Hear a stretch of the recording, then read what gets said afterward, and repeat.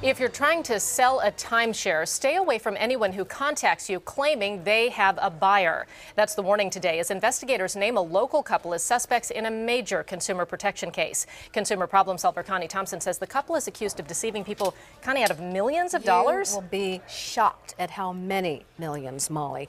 This is part of an international crackdown involving telemarketers that claim they have a buyer for your timeshare. You just need to pay a few $1,000s to get the process started.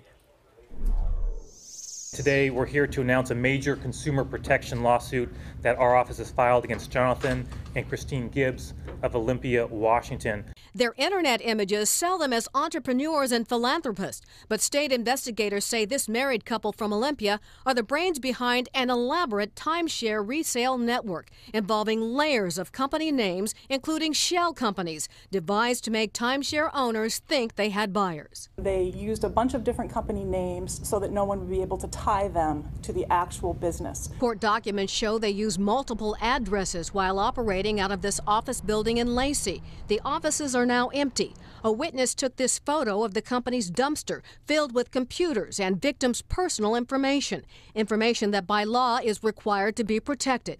Investigators say the Gibbs operation netted millions by charging bogus upfront fees on victims' credit cards with the promise of making them money on their timeshare sale. We think that they charged and recovered in excess of $70 million in this scheme. The case against the Gibbs coincides with the Federal Trade Commission case against a similar timeshare reseller in the Dominican Republic. He got at least $10 million from people all over the United States. It's a huge amount of money. It's awful. It's just awful. Shame on them for doing this to people that can't afford it. Investigators say most timeshare resale scam victims are older and in need of cash, prime targets for a convincing promise that a buyer is at hand. But the buyers never exist.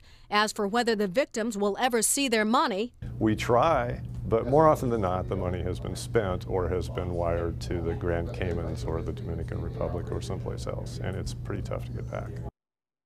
More than 80 cases were filed today against dozens of deceptive vacation operations across the country.